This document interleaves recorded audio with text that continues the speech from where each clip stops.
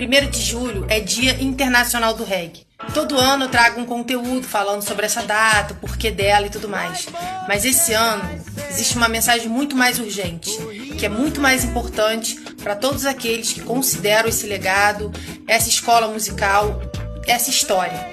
Não consumir nenhum conteúdo de inteligência artificial que traga música feita dizendo que é por banda, dizendo que é uma playlist de 1h30, como tá lotado na plataforma vizinha.